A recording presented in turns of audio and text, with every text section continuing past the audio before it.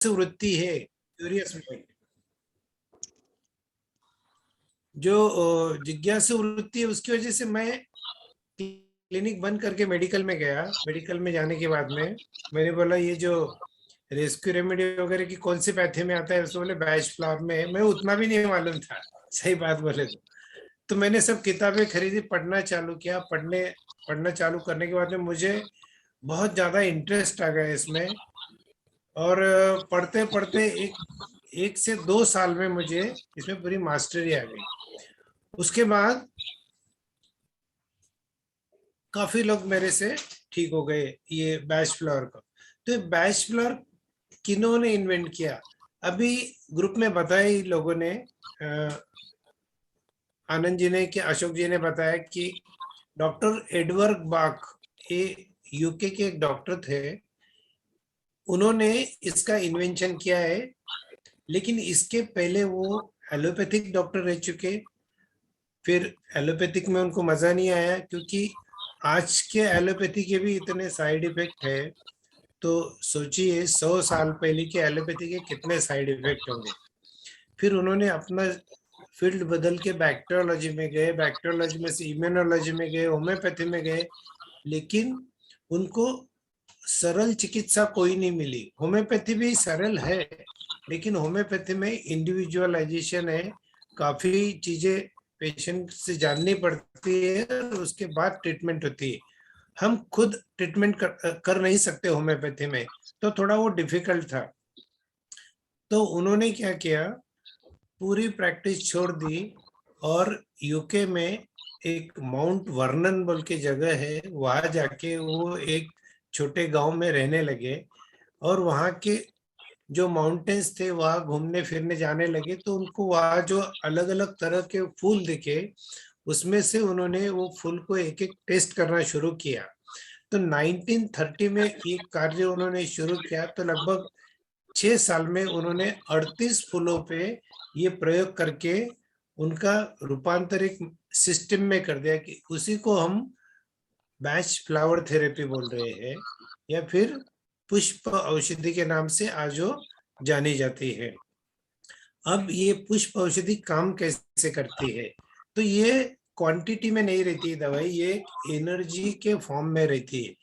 Energy के form में होने से, जैसे हमारी आत्मा भी एक एनर्जी का फॉर्म है, और एनर्जी का फॉर्म में जब हम दवाई देंगे तभी वो हमारी आत्मा को लागू पड़ेगी।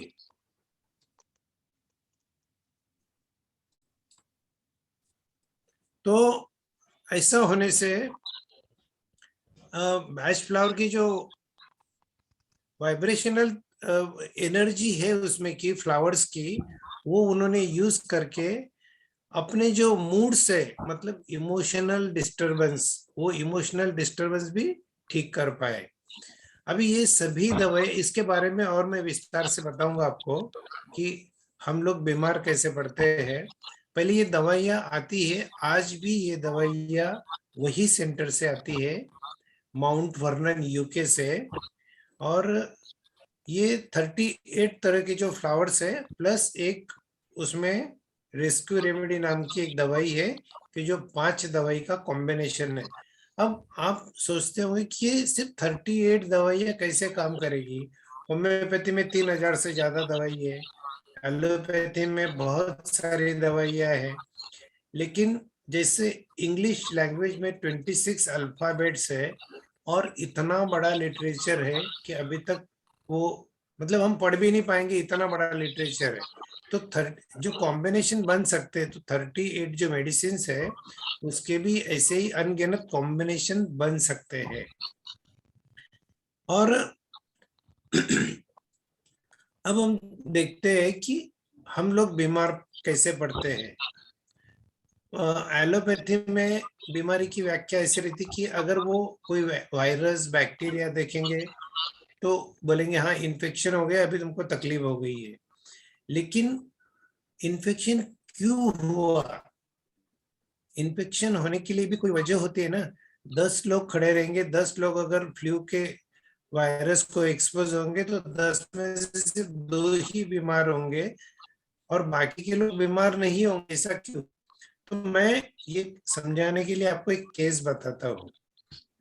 मेरे पास में एक 26 साल की लड़की आई कि जिसकी एक साल भर पहले शादी हुई है। साल भर पहले तो वो तभी एकदम अच्छी खासी थी, उसको मैं उसकी शादी के पहले से भी जानता था। लेकिन अचानक उसको मेरे पास आई तभी बहुत सारे चक्कर आने लग गए, कान में प्रॉब्लम हो गया, सर्दी होने लग गई। और चक्कर आते आते उसको लगा कि अभी क्या करे। उसने काफी एलोपैथी वगैरह भी लिया, उसमें लेने के बावजूद भी उसका उतना ठीक नहीं हुआ। फिर उसके मदर फादर बोले चल हमारे डॉक्टर के पास में, और मेरे पास आए। तो मैंने उसको पूछा क्या हुआ तुझे, कैसे चक्कर, पता नहीं बोले कैसे चक्कर आ गई, लेकिन मेरे कान में दर्द है और मुझे चक्कर आ रही है। तो मैंने पूछा अरे कुछ तो हुआ होगा, और नहीं नहीं बोले डॉक्टर साहब कुछ नहीं हुआ, बस आप मुझे चक्कर की दवाई दे दो। मैंने दवाई दिया। 15 दिन के बाद में उसका फोन आया। तो मैंने उसको पूछा कि अभी कैसा लग रहा है तुझे। बोले डॉक्टर साहब थोड़ा सा फायदा है, लेकिन उतना ज्यादा फायदा नहीं है। मेरे मदर फादर आ रहे हैं तो आप उनके साथ में, वो आएंगे दवाई लेने को, आप दवाई दे दो। तो मैंने ठीक है। कोविड के इस तभी कोविड बहुत जोर से चल रहा था, सेकंड वेव। तो मैंने ये इतने चक्कर में क्यों मदर फादर को बुला रही, वो एजेड है, उनका कहीं इन्फेक्शन हो गया तो प्रॉब्लम हो जाएगा। नहीं बोले डॉक्टर साहब थोड़ा प्रॉब्लम है बोले, मैं आपको बाद में बताऊंगी, मेरे घर में थोड़ा प्रॉब्लम चल रहा है, तो इसके बारे में मैं बाद में बताऊँ। तो मुझे स्ट्राइक हुआ कि ये क्यों नहीं बताना चाहती, इसके घर में प्रॉब्लम है। तो फिर मैंने कुछ तो बताना पड़ेगा आपको, अगर कुछ आपको इमोशनल प्लेन पे तकलीफ है तो ये जब तक आप बताओगे नहीं तब तक ये ठीक नहीं होगा। नहीं बोले डॉक्टर साहब मैं नहीं बता सकते। मैं चलो ठीक है, आप प्रॉब्लम मत बताओ, उसका इफेक्ट बताओ मुझे। तो उसने बताना चालू किया, बोले मेरे साथ धोखा हुआ है। शादी जब हुई तब इन लोगों ने मेरे साथ में सभी बातें शेयर नहीं की, और अब मैं लॉकडाउन में वर्क फ्रॉम होम है तो मुझे सब पता चल रहा है। तो इसकी वजह से मुझे चिटेड फीलिंग आ गया। मैं अभी रात रात भर सो नहीं पा रही हूँ, और मुझे ये चीज की बहुत तकलीफ हो रही है। तो मैंने ये चीज लेकर के उसको बैच फ्लावर दवाई दी। बैच फ्लावर दवाई चालू करने के बाद में ही उसका काफी जो तकलीफ थी वो 15 दिन में ही कम हो गई है।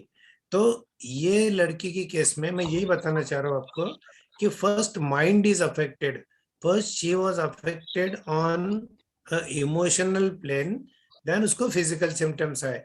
तो बहुत बार होता ये है कि हम लोग तो डिस्टर्ब चेंज हो रहा है बार बार। हाँ, बहुत बार क्या होता है हम इमोशनल प्लेन पे डिस्टर्ब होते हैं और उसके बाद हमको फिजिकल सिम्टम्स आते हैं। तो this this is the cause of disease. अब हम लोग आगे बढ़ते हैं। जैन कॉन्फ्रेंस ने, एक मिनट, तो बार बार चेंज हो रहा है ये, वो स्क्रीन आ रहा है, शेयर कर रही हो। हाँ ठीक है। तो जैन कॉन्फ्रेंस ने महिला आर्थिक सशक्तिकरण का उपक्रम चलाकर समाज को एक नई दिशा दी है। नारायणी, नारी से नारायणी, ये उपक्रम बहुत ही सराहनीय है। इसके लिए मैं उन्हें बधाई देना चाहूंगा। लेकिन नारी से नारायणी तक का सफर सहज नहीं होगा। कभी वो मायूस होगी तो कभी उसको क्रोध आएगा, कभी अपनी भावनाओं को दबाना पड़ेगा, कभी उसे अपना आत्मविश्वास कम हुआ ऐसे लगेगा, कभी आत्मग्लानि के बोझ के नीचे दब जाएगी, डर लगेगा, कभी थक जाएगी तो कभी हार जाएगी। उस वक्त आज की नारी को, कि जिसको नारायणी तक का अपना सफर तय करना है, पुष्प औषधि का सहारा लेना पड़ेगा। और ये नारायणी तक का जो सफर है वो बड़े आसानी से काट सकती है। अभी कुछ लोग अपनी तकलीफ के लिए ये जो आज का ज्ञान है, आज का जो नॉलेज है, यूज कर सकते हैं। कुछ लोग इसमें महारत हासिल करके औरों की मदद कर सकते हैं। तो आइए कुछ पुष्प औषधि के प्रयोग की विधि जानते हैं। मेरे ख्याल से अभी 1 घंटा और है, तो 38 में से जितनी पुष्प औषधि मैं बता पाऊंगा उतनी बताऊंगा।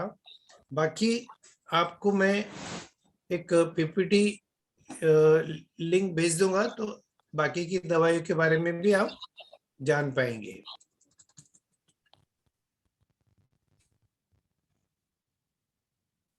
तो एक एग्जांपल देना चाहूंगा पहले मैं, कि हम लोग साइकिल या मोटरसाइकिल या गाड़ी यूज करते हैं।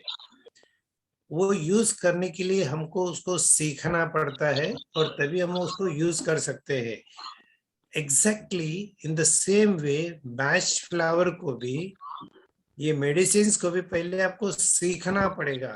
आज सुन लिया और कल यूज कर लिया ऐसा नहीं है। इसको रीडिंग करिए, बार बार जान लीजिए, और उसके बाद फिर हो सकता है। अभी हम एक पीपीटी शेयर करता हूँ, देखो शेयर कर। अभी देखते हैं हम फर्स्ट मेडिसिन एग्रीमनी के बारे में। मेडिसिन का नाम है एग्रीमनी। एग्रीमनी का नेचर ऐसा है कि हम लोग कई बार देखते हैं पार्टी में काफी लोग, कुछ लोग काफी हंसते खेलते रहते हैं, और हमको ऐसा लगता है कि यार कितना जिंदा दिल इंसान है, इसको तो कोई चिंता ही नहीं है। लेकिन कुछ लोग उसमें के ऐसे रहते हैं कि वो अपनी तकलीफ किसी को पता तक नहीं चलने देते। तकलीफें अंदर रहती है, लेकिन बाहर जब कहीं पार्टी में जाएंगे और लोगों को मिलेंगे तो वो हंसते रहते हैं, अपनी तकलीफ को अंदर अंदर ही रखते हैं। और फिर लेकिन रात को जब वो अकेले होते हैं बेड पे, तो वो सब तकलीफें, वो सब विचार उनके दिमाग में घूमते रहते हैं और वो सो नहीं पाते, और फिर उसकी वजह से उनको तकलीफें, मतलब दूसरी और फिजिकल तकलीफें चालू हो जाती है। जैसे आनंद मूवी में आपने देखा होगा राजेश खन्ना को, उसको कैंसर रहता है। कैंसर होने के बावजूद भी वो हंसते रहते हैं और अपना दुख कभी किसी को नहीं देता है। हो सके उतना वो सुख बांटने की कोशिश करता है। तो ये था एग्रीमनी। जगजीत सिंह का एक गजल मुझे याद आता है, मेरा आवाज तो नहीं आता, फिर मैं बताता हूँ गाने के बोल। तुम इतना जो मुस्कुरा रहे हो, क्या गम है जिसको छुपा रहे हो। तो ये जो एग्रीमनी पेशेंट है, वो जब भी आपके पास में आएगा क्लिनिक में या कंसल्टेशन के लिए, फर्स्ट इसमें कभी भी ओपन नहीं होगा। वो थोड़ी सी तकलीफ आप अपनी बोलेगा, आपको समझ लेना है कि इसके जहन में और कुछ चल रहा है। देखते हैं अगला मेडिसिन, आस्पिन। आस्पिन ये एक डर की दवा है। अननोन फियर्स, ऐसी फियर्स की जिसकी कोई वजह नहीं होती है। तो ऐसी कौन सी फियर्स है? जैसे भूत प्रेत की, जैसे भगवान के कोई श्राप की, काली जादू, ये सब इनको किसी ने देखा नहीं है लेकिन फिर भी डर लगते है। अभी मेरे पास में एक लड़का आता था, वो अकेले सो नहीं पाता था रात को। तो बोलता है देखो पर्दा हिल रहा है, उसके पीछे कोई है।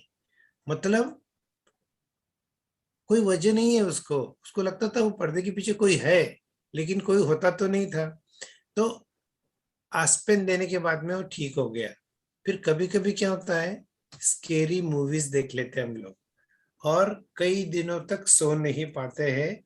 हमको अकेले कोई अंधेरे रूम में जाने को भी डर लगता है, तो तभी भी आस्पिन काम करता है। आस्पिन ये दवाई को लेके मैं एक केस बताना चाहूंगा आपको। एक लेडी मेरे पास में आई, उसका हस्बैंड लेके आया। बहुत ज्यादा परेशान था वो हस्बैंड, क्योंकि छोटे उन्होंने एक 4-6 महीने पहले ही एक छोटे घर में से एक बड़े घर में शिफ्ट हुए वो लोग। 2000 स्क्वायर फीट का मकान, करोड़ों रुपए डाल के उसने मकान लिया। और उसकी वाइफ बोल रही थी ये घर में मुझे अच्छा नहीं लगता है, मुझे दिल की धड़कन तेज हो जाती, मुझे घबराहट हो जाती, मुझे पसीना छूट जाता है, और वो घर के बाहर निकल जाते थे, रास्ते पे चलती थी, और 1-2 घंटा चलने के बाद घर पे आती थी। मतलब उसका पूरा लाइफ खत्म हो गया वो नए घर में। और उसका हस्बैंड वो मकान छोड़ भी नहीं पाता और उधर रह भी नहीं पाता। ऐसे कंडीशन में क्या करे? साइकियाट्रिस्ट के पास तो जाना नहीं चाहेंगे, क्योंकि कोई बीमारी तो ऐसी थी नहीं, सिर्फ डर था उसको। मतलब उसको वहम था कि आ, ये घर की वाइब्स अच्छी नहीं है। फिर वो मेरे पास आई, पूरा इंक्वायरी करने के बाद में मैंने देखा कि उसका एज अराउंड 45 था, और उसका मेनोपॉज भी चालू हो गया था।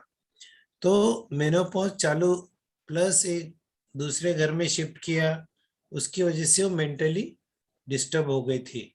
तो उसको मैंने आस्पेन, वॉलनट, हनीसकल ये दवाई देके उसको 1 महीने में इतना अच्छा लगा कि वो अभी आराम से वो घर में रहते हैं। अभी भी वो पेशेंट आ रही मेरे पास में, लेकिन अभी कोई तकलीफ नहीं है।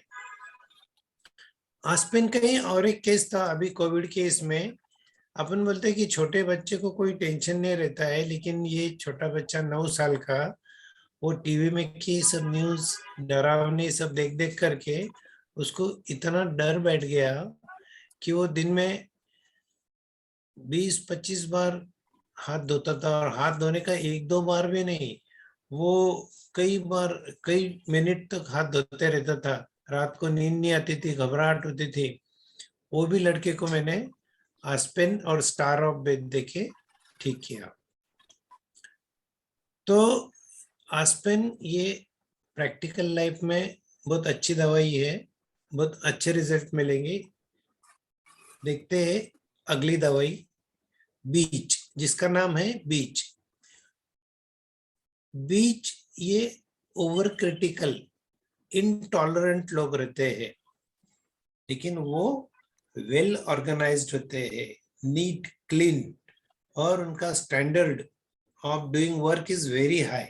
उनका मतलब, अभी मैं एक एग्जांपल देता हूँ।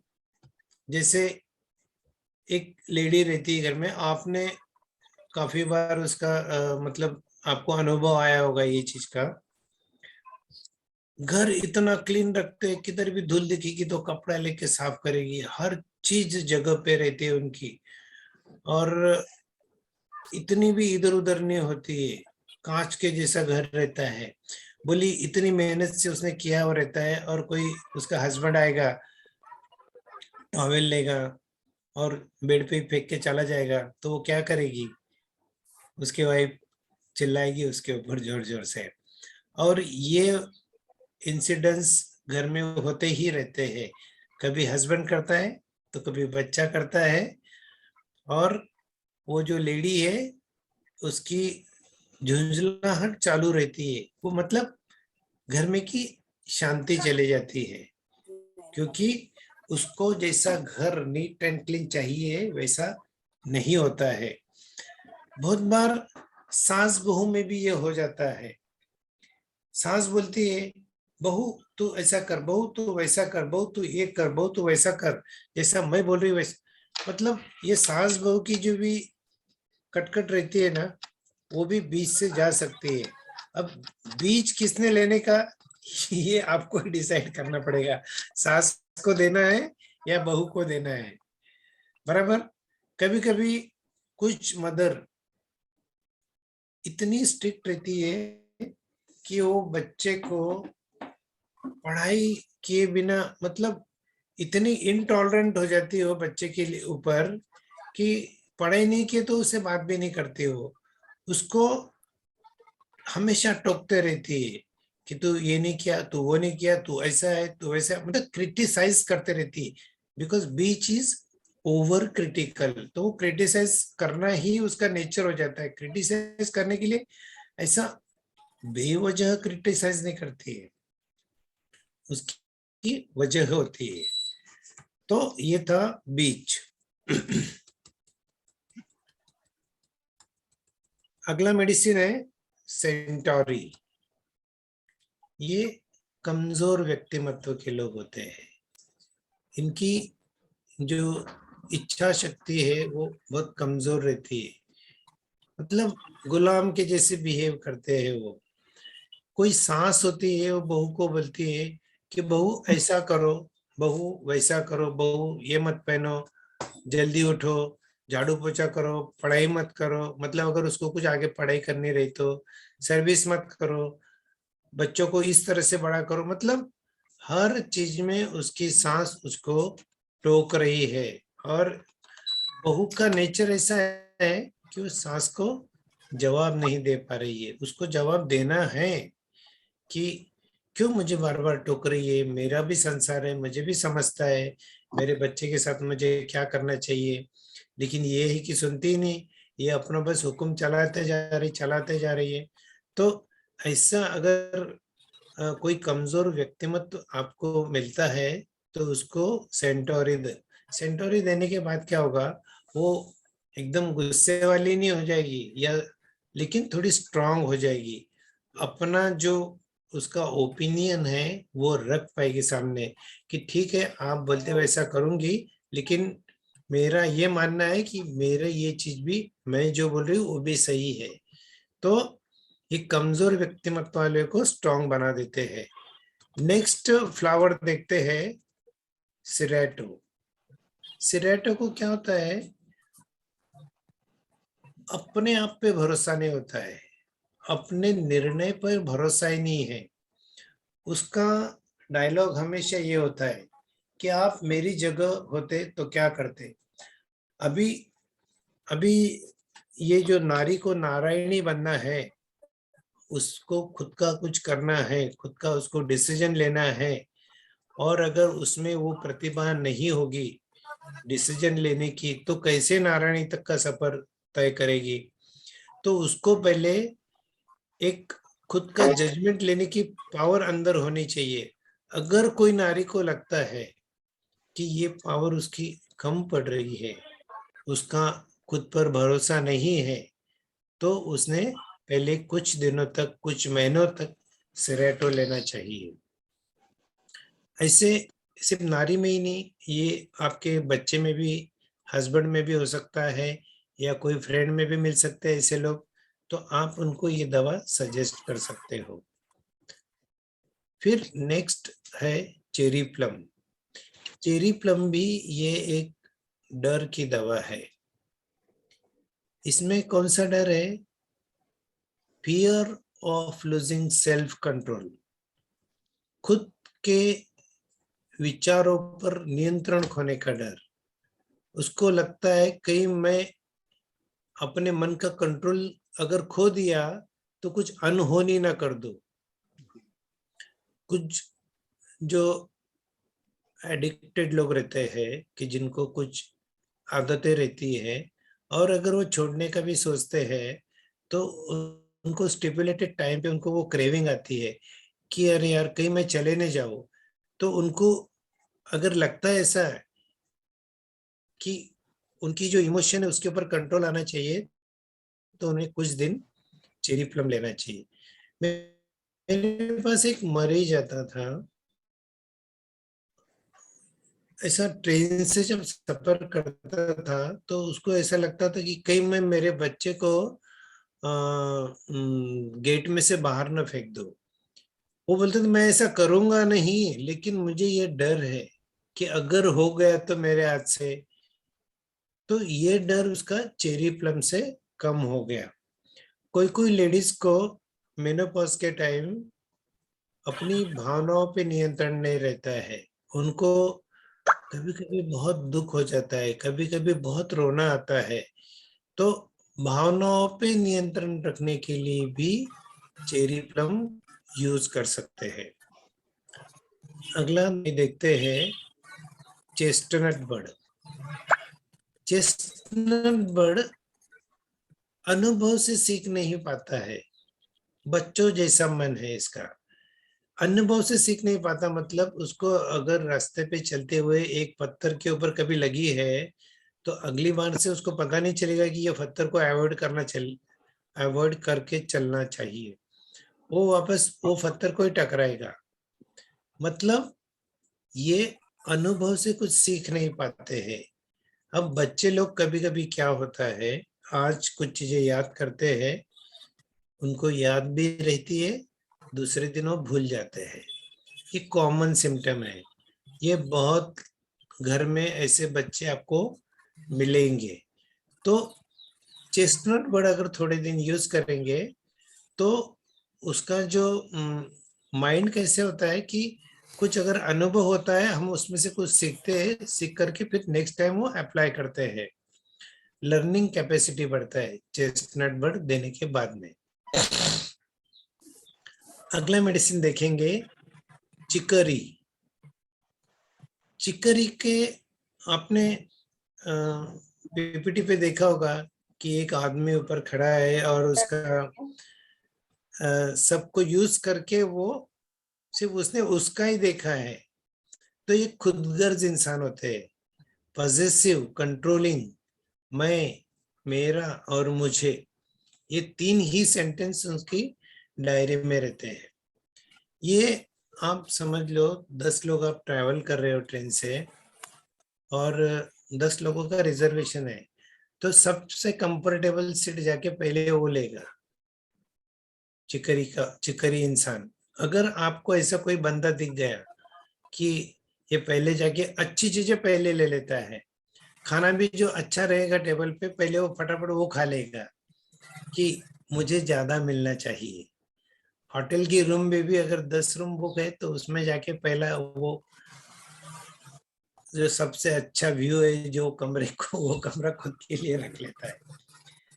तो अगर कोई चिकरी इंसान है तो वो ये खुद को तो बोलेगा नहीं कि मैं ऐसा इंसान हूं, लेकिन आप खुद से ईमानदारी में पहचानो कि भाई आप चिकरी के अगर पर्सन है तो आप ले लेंगे। तो इसमें क्या होता है कि आपका नेचर थोड़ा ब्रॉड माइंडेड हो जाएगा, लोगों को समझ में आता है। आप जब 10 सीट में से एक अच्छी सीट आपके लिए चुनते हो तो लोगों को समझ जाता है कि यार ये मतलबी इंसान है, और ये मतलब आपका हर एक्शन में दिखते रहता है। आगे का मेडिसिन है ऑरेंज ले लो सीता, ऑरेंज ले लो। क्लेमेटिस। क्लेमेटिस ये जो व्यक्ति है ये ड्रीमी रहता है, सपने में रहने वाला। मतलब जैसे अभी ये लेक्चर चल रहा है, लेक्चर में सब लोग बैठे, वो लेक्चर में तो बैठा है लेकिन सोच रहा है कुछ और, एब्सेंट माइंडेड बोलते हैं। तो जब व्यक्ति का वर्तमान से संबंध टूट जाए और वो भविष्य की सोचे, आगे का सोचता है वो, अभी लेक्चर में तो बैठा है सुन रहा है लेकिन वो सोचने लग जाता है कि यार किसको चिकरी यूज करूं, किसको मैं चेरी प्लम दूं, बस उसकी सोच चालू हो जाएगी शेख चिल्ली की तरह। शेख चिल्ली की कहानी आपको मालूम अगर नहीं होगी तो मैं शॉर्ट में बताता हूँ कि एक आदमी था, वो लकड़ी काट के अपना पेट भरता था। एक दिन वो जंगल में गया, पेड़ पे बैठा और लकड़ी काट रहा था, और उसने सोचना चालू कर दिया ऊपर से ही, पेड़ पे बैठा है वो, वहां से सोच रहा है कि अभी लकड़ी आएगी, बेचूंगा, बहुत पैसे मिलेंगे, फिर बकरी खरीदूंगा, बकरी के भी बहुत बच्चे होंगे, फिर मैं गाय खरीदूंगा, बहुत अमीर आदमी बन जाऊंगा, फिर मेरी शादी होगी, फिर मैं बीवी के ऊपर हुक्म करूंगा, अगर वो नहीं बोली तो उसको मैं एक लात मारूंगा, और वो लात मारता है सच में और पेड़ पे से गिर जाता है। So this is the clematis personality, कि इस तरह से वो सोचते हैं। बच्चे लोग भी जब पढ़ाई करते टाइम अगर उनका फोकस नहीं रहे और कोई चीज पे फोकस रहे तो आप क्लेमेटिस दे सकते हो। अगला मेडिसिन है क्रैब एप्पल। क्रैब एप्पल एक बहुत ही इंपॉर्टेंट, वैसे सभी मेडिसिन इंपॉर्टेंट है लेकिन क्रैब एप्पल थोड़ा ज्यादा यूज होता है क्योंकि इसमें क्लिनसिंग प्रॉपर्टीज है, फिजिकली एंड मेंटली। आप फिजिकल प्लेन पे भी आपको अगर अनक्लीन लगता है, जैसे कुछ गंदगी का एहसास होता है, तो आप उसको ले सकते हैं। जैसे हमेशा साफ सफाई करते रहना। अभी ये कोविड में भी जो बार बार हाथ धोते थे लोग, तो वो डर के मारे भी है, प्लस हाथ गंदे है, हाथ में कुछ लगा है, इसलिए बार बार धोते रहते हैं। उसमें भी क्रैब एप्पल आप दे सकते हैं। किसी किसी को बहुत सारी फुंसियां हो जाती है चेहरे पे, तो क्रैब एप्पल देने के बाद में it will act as a cleanser. फिर और हम सेल्यूलर लेवल पे भी क्लिंसिंग कर सकते हैं। जैसे एलोपैथिक दवाई लेने के बाद में अगर वो हमारे शरीर में पड़ी है, उसके साइड इफेक्ट हो रहे हैं, तो हमको क्रैब एप्पल लेके वो दवाई को शरीर के बाहर निकाल सकते हैं। क्रैब एप्पल लेने के बाद में, और क्रैब एप्पल उसको बाहर फेंक देता है और हम लोग साइड इफेक्ट से बच जाते हैं। कभी कभी क्या होता है, हमारा शरीर तो ठीक है, हमारे मन में गंदे विचार आते हैं। गंदे मतलब आप समझ गए होंगे, गंदे की परिभाषा हर एक की अलग अलग होती है। तो जब भी आपको लगे कि मेरे मन में गंदे विचार आ रहे हैं, वो निकल नहीं पा रहे, तो आपको क्रैब एप्पल लेना है, साथ में व्हाइट चेस्टनट भी लेना है। व्हाइट चेस्टनट के बारे में मैं आपको थोड़ी देर के बाद बताता हूँ। तो ये था क्रैब एप्पल की जो क्लेंसिंग का काम करता है मन और शरीर के लेवल पर। अगला दवाई है एल्म।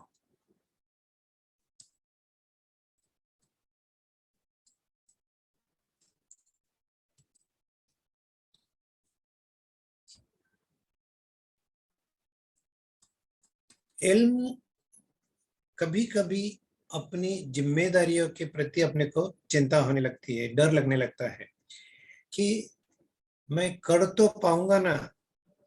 अभी मैंने बिजनेस शुरू कर दिया है, मेरे से होगा ना। तो थोड़ा सा कॉन्फिडेंस कम हो जाता है और उसकी वजह से हम लोग ज्यादा गलतियां करने लग जाते हैं। क्या होता है, घर में लेडी को 10 लोगों का खाना बनाने की आदत है, 15 लोगों का खाना बनाने की आदत है, या कोई छोटा मोटा किटी पार्टी है उसके घर पे, तो उसको आदत है, उसने कई बार किया हुआ है। लेकिन अचानक से उसको लगने लग गया है कि यार इस बार मेरे से होगा ना। और ये डर आते ही उसको क्या होता है, किसी में नमक ज्यादा हो जाता है, किसी में नमक कम हो जाता है, किसी में उल्टा सीधी चीजें होने लग जाती है, क्योंकि वो कॉन्फिडेंस कम हो गया है। तो ऐसे बड़े बड़े लोगों के बारे में भी हो सकता है। जैसे सचिन तेंदुलकर का उदाहरण पूरे विश्व को पता है। कैसे उन्होंने 98 सेंचुरीज बहुत फटाफट बना ली, उसमें कोई रुकावट नहीं थी। लेकिन 98 से 100 और 2 सेंचुरी बनाने के लिए उनको 1 साल लग गया। क्यों लगा ऐसा? क्योंकि पूरा विश्व का ध्यान उनके तरफ था कि मैं कर पाऊंगा या नहीं कर पाऊंगा, कैसे होगा, क्या होगा। लोगों का इतना विश्वास है उसके ऊपर, तो कैसे होगा। और वो रिस्पॉन्सिबिलिटी थी उनके कंधे पे, एक रिस्पॉन्सिबिलिटी से वो मान मतलब दुनिया ने एक्सपेक्ट किया था उनसे। तो उसमें वो आउट हो जाते थे, गलत शॉट खेल देते थे। तो उस वक्त अगर उनको इल्म दिया जाता था, तो हो सकता है उनका जो 1 साल लगा वो 2 महीने में, 3 महीने में हो जाता। ये सेम चीज सौरभ गांगुली के बारे में भी हुआ है और धोनी जी के बारे में भी हुई है। तो लाइफ में कभी अगर आपको ये जिम्मेदारी की चिंता होने लगती है, तो एल्म यूज करना चाहिए। अगला मेडिसिन है जेंशियन।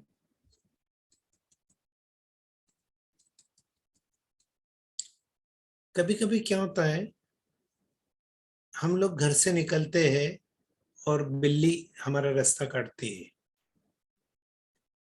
अभी आप मुझे बताओ कि आप में से कितने लोग घर पे आ जाते हो, यार बिल्ली काट दी, अब मेरा काम ही नहीं होगा, ये मानते हो? तो काफी लोग मानते हैं इसको।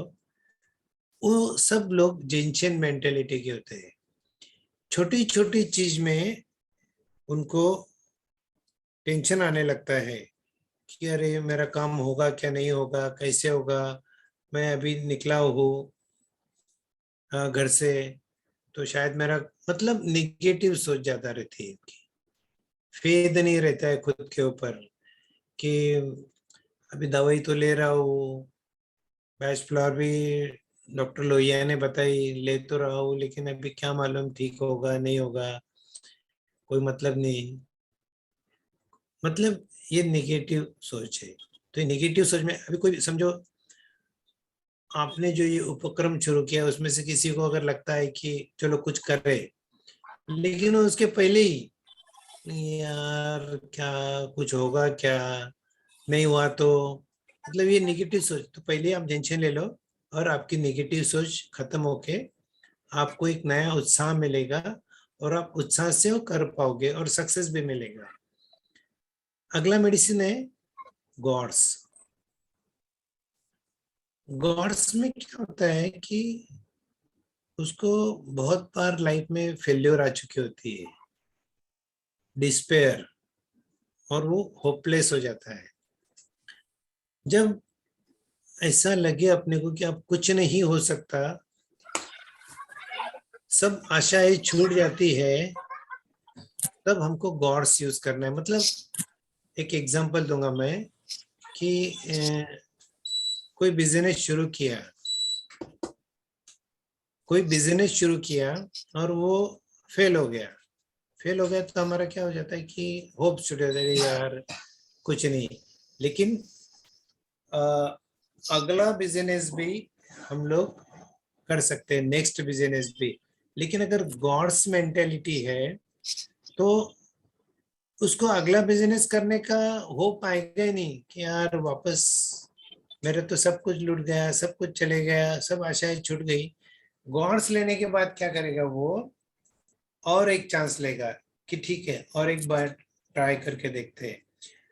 ट्रीटमेंट के बारे में भी ऐसा ही होता है कि बहुत सारे लोग बहुत सारे डॉक्टर के पास जाके आते हैं, और जब वो ठीक नहीं होते हैं तो उनको लगता है कि मेरा बीमारी तो ठीक होने से रहा, कुछ हो तो नहीं रहा है, तो क्या फायदा अभी वापस ये डॉक्टर के पास जाके भी। तो वो जाने का मतलब नाम ही नहीं लेते, और दवाई अगर लेके भी आए तो खाने का नाम नहीं दवाई का। क्या होगा, इतने तो सब कर चुका, मैं 10 साल से दवाई कर रहा हूँ, कोई दवाइयाँ दुइयाँ कुछ चुप नहीं कर हुआ। तो यूज कर लो। उनको गॉड्स देने के बाद में थोड़ा टाइम लगता है, लेकिन धीरे धीरे उनके होप्स वापस आते हैं।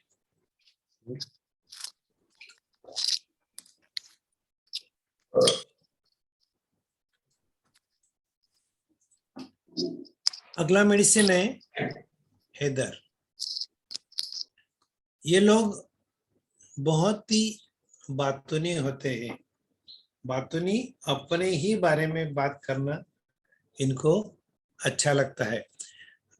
आपने देखा होगा पार्टी में भी अगर गए तो कुछ लोग होते हैं कि वो बोलेंगे मैं ऐसा क्या, मैं ये क्या, मैं वो क्या, मैं ऐसा करता हूँ, मैं वैसा करता हूँ, मेरी इतनी पहचान है, मेरी उतनी।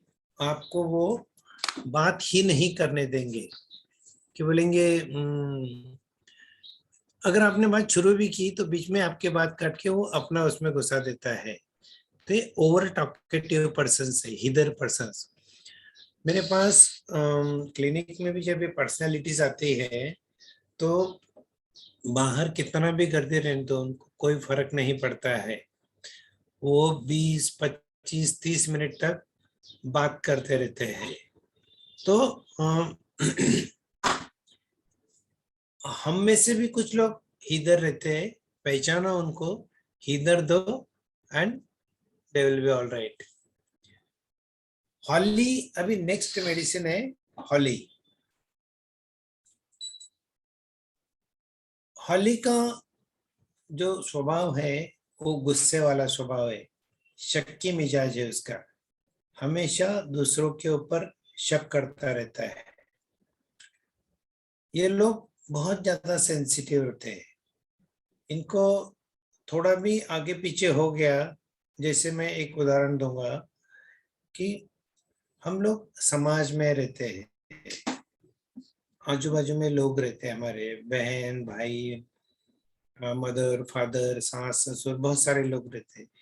तो कुछ कहा सुनी हो जाती है कभी, तो उसमें से अलग अलग इमोशंस तैयार होती है, जैसे गुस्सा, द्वेष, तिरस्कार, घृणा, संदेह, मत्सर, ऐसी भावनाएं तैयार होती है। अगर ये भावनाएं कम है तो ठीक है, वो दूसरे दिन सुबह वॉश आउट हो जाती है, बॉडी कैन मैनेज।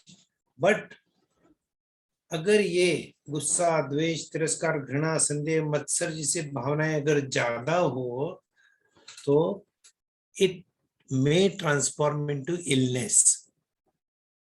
तो आप ध्यान से सुनिए, ये बहुत इंपॉर्टेंट दवाई है, बहुत लोग इससे सफर करते हैं, बहुत लोग किसी का तिरस्कार जिंदगी भर मन में रखते हैं, हाँ बहुत बार गुस्सा मन में रखते हैं, इसको निकाल दीजिए, नहीं निकलता है तो हॉली यूज करिए।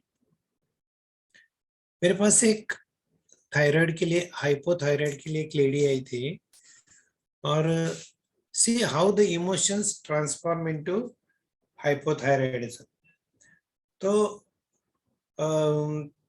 हाइपोथायराइड के लिए आई और मैं हिस्ट्री ले रहा हूँ, लाइफ के बारे में बताओ क्या हुआ क्या नहीं। हम लोग होम्योपैथी या बैच फ्लावर में थायरोक्सिन नहीं देते हैं। We try to improve the function of thyroid gland naturally without giving thyroxine। तो मैं कहाँ पे उसका फॉल्ट है जानने की कोशिश कर रहा था। तो वो बता नहीं पा रही थी, डॉक्टर साहब क्या बताओ, अभी घर की बातें है, छोटा मोटा होते रहता है। और बताने कोई नहीं तैयार थी।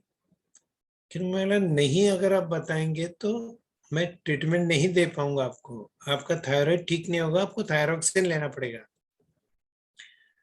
बोलते ये मेरे हस्बैंड जो है ना, बहुत छक्की स्वभाव के, मैं किससे फोन करता हूँ, मैं किससे बात करती हूँ, किसको फोन किया, मेरे व्हाट्सएप पे चैट क्या चल रहा है, ये सब चेक करते हैं। मेरे ऊपर थोड़ा भी विश्वास नहीं है।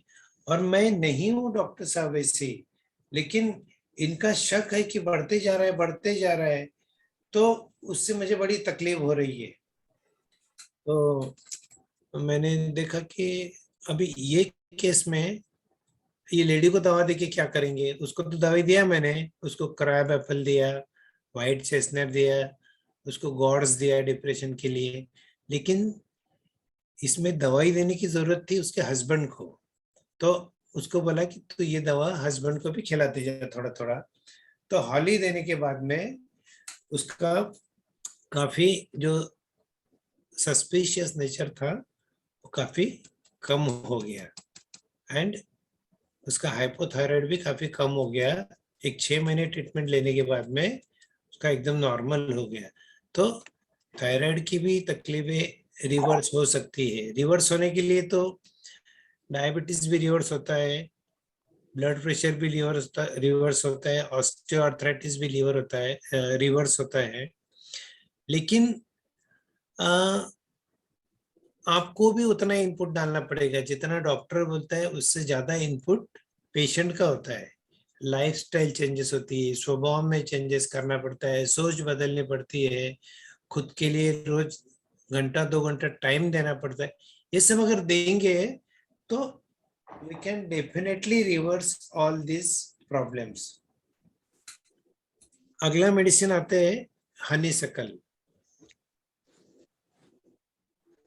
हनीसकल पुरानी बातें नहीं भूलता, living in the past.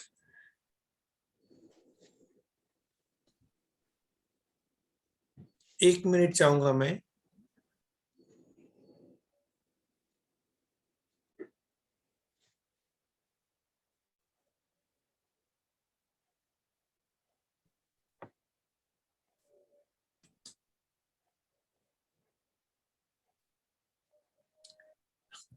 Sorry, 1 minute का पॉज लिया। तो पुरानी बातें नहीं भूलते लोग। तो क्या ये चीज अच्छी है? पुरानी बातें आप जितनी दिमाग में रखोगे उतना ही आपका दिमाग खराब होते जाएगा, क्योंकि इंसान के जीवन में अच्छी बातों के साथ में खराब बातें भी होते रहती है। और अगर हम सब चीजें हमारे दिमाग में रखेंगे तो हम लोग अच्छा लाइफ नहीं जी सकते।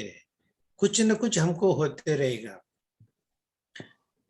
जैसे किसी ने कुछ अगर बुरा बोल दिया है तो हम लोग कितना दिन मन में रखेंगे? वो कभी तो हमको भूलना है। अगर नहीं भूल पा रहे तो हमको हनी कर लेना है। कभी कभी क्या होता है कि हमारे नियर एंड डियर की डेथ हो जाती है और वो हमारे दिमाग में से वो जो हादसा होता है, वो जो सदमा होता है, हम उसको भूल नहीं पाते। रोज हमको ख्याल आता है कि अरे यार, अभी ये होता तो वैसा होता, वैसा होता, और हम तकलीफ में रहते हैं। ऐसे वक्त हमको क्या करना है? हनी सकल, स्टार ऑफ बेथ और वॉलनट लेके वो सब चीजें दिमाग में से निकल जाती, या निकली नहीं भी तो भी उसका सिवियरिटी कम हो जाता है, उसका इम्पैक्ट कम हो जाता है। तो हनी सकल हम कहीं समझो हॉस्टल पे गए, हॉस्टल पे जाने के बाद में हमको घर की याद भी आ रही है, तो भी हमको हनी सकल लेने के बाद में जो होम सिकनेस है वो हमारा कम हो जाता है। तो बहुत सारी जगह, कई नौकरी की जगह गए, नई जगह गए, और हमको पुरानी जगह की बहुत याद आ रही है, तो भी हम लोग हनी सकल यूज कर सकते हैं। और हनी सकल कहाँ यूज कर सकते हैं? कुछ एजेड लोग या ओल्ड पर्सन्स, हमारे जो सीनियर सिटीजन्स है, कभी कभी उनको प्रॉब्लम्स होता है। और वो हमेशा हमारे जमाने में तो ऐसा होता था, हमारे जमाने में हम ये करते थे, हमारे जमाने में हम वो करते थे, ऐसा यही बातों में वो दिन भर पड़े रहते हैं। और उनकी बातें सुन सुनकर घर के लोग कभी कभी परेशान हो जाते हैं। उनको अगर हम लोग हनी शक्ल और वॉलनट देंगे तो ये चीजें वो काफी बोलना बंद कर देते हैं। और जो पास्ट में वो लोग जीते हैं वो प्रेजेंट में आ जाते हैं। तो हमने देखा कि पास्ट में जो अगर कोई जीता रहेगा तो हनी शक्ल है, और फ्यूचर में अगर कोई जीता रहेगा तो उसके लिए क्लेमेटिस दवाई है। तो अब अगली दवाई हॉर्नबिल।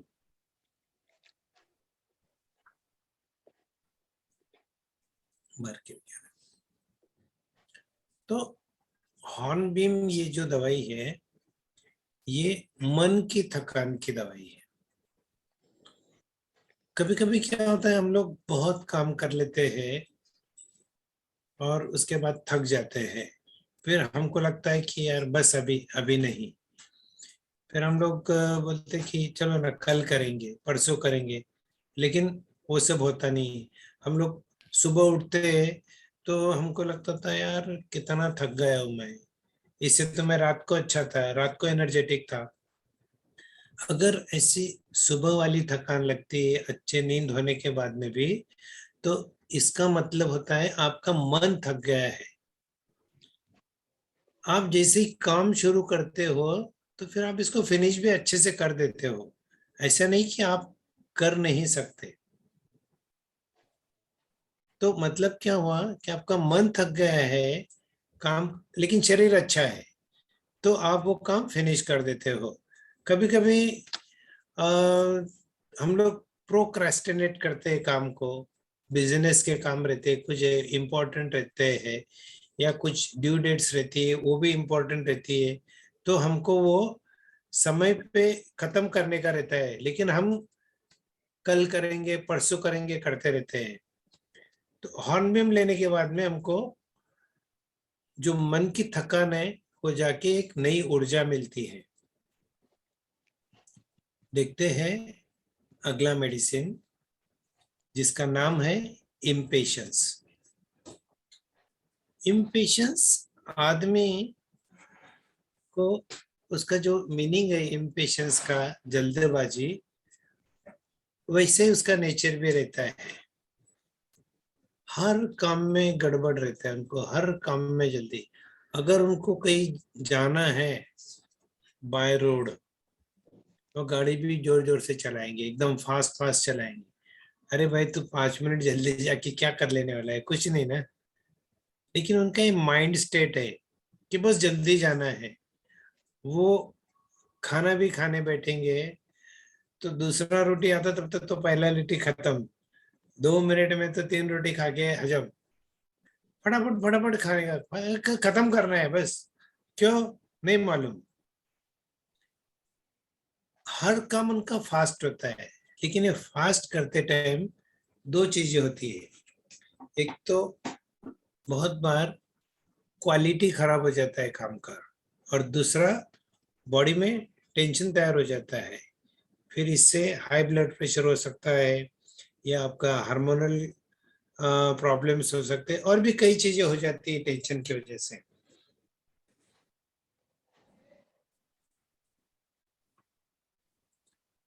वेटिंग में भी ऐसे लोग आते हैं और उनको बैठना नहीं रहता है वेटिंग में। अंदर भी मरीज देख रहा है डॉक्टर, उसके साथ बात कर रहा है, नहीं नहीं नहीं, कितना टाइम ले रहे, कितना टाइम ले रहे। तो उनको इम्पेशंस अगर देते हैं तो वो थोड़ा शांति से बैठ पाते हैं, उनका थोड़ा ब्लड प्रेशर भी कम हो जाता है। तो आपके इर्द गिर्द काफी इम्पेशंस आपको मिलेंगे जिनको आप पहचानो और इम्पेशंस दे। अगला मेडिसिन है लार्ज। 28 मेडिसिन है टोटल। अपन 1 बाय 1 5 बजे तक जितने होंगे उतने देखेंगे। अगला मेडिसिन है लार्ज। लार्ज को आत्मविश्वास की कमी होती है, लैक ऑफ कॉन्फिडेंस। जैसे कोई बिजनेस करने को जाएंगे तो भी उनको पहले लगेगा कि ये मुझे नहीं जमने वाला, मेरे से नहीं होने वाला। एग्जाम पे भी जाते हैं वो, एग्जाम देने के लिए, तो बोलते ये मेरे से नहीं होगा। अरे भाई पढ़ाई की है तूने, जाओ एग्जाम दे, क्या नहीं होगा। लेक्चर भी देने का है, किधर समझो उनका कोई प्रेजेंटेशन है तो उनका कॉन्फिडेंस एकदम कम हो जाता है। यार नहीं नहीं होगा, लेक्चर नहीं होगा मेरे से, मैं कैसे जाऊंगा, लोग बैठे हैं, सामने जाना है मुझे, मुझे बात करना है, नहीं नहीं नहीं नहीं, मेरे में नहीं, मेरे से नहीं होगा। कई स्टेज पे जाके उनको डांस करना है, लार्ज वाला तो पीछे रहेगा। इच्छा है मन में, डांस करना चाहता भी है, लेकिन आत्मविश्वास नहीं है, कॉन्फिडेंस नहीं है। तो आप लार्ज दो उनको। काफी बार बच्चों में हम लोग ये चीज ऑब्जर्व करते हैं, बच्चों में क्या बड़े में भी ऑब्जर्व करते हैं। लेकिन बड़े क्या करते हैं, अगर उनको डांस करना भी रहेगा, अगर उनको कोई बोलता है अरे हाँ ना डांस करना, तो नहीं नहीं मुझे इंटरेस्ट नहीं है। इंटरेस्ट नहीं है ये सेंटेंस के पीछे वो छुप जाते हैं। इच्छा है लेकिन उनको लगता है यार नहीं नहीं मैं डांस करूंगा, लोग क्या बोलेंगे, लोग कैसा देखेंगे, मैं नहीं जमा, मुझे तो डांस अच्छा नहीं आया। तो ये सब चीजें रहती है।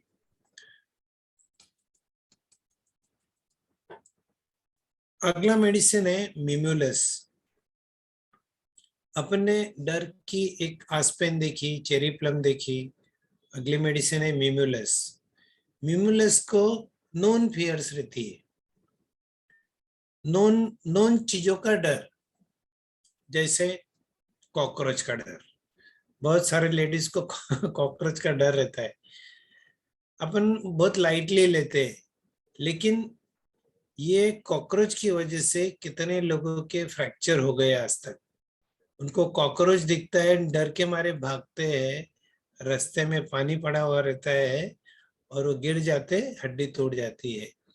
तो इसको हल्के में नहीं लेना है भाई, डर है तो उसको निकाल दो।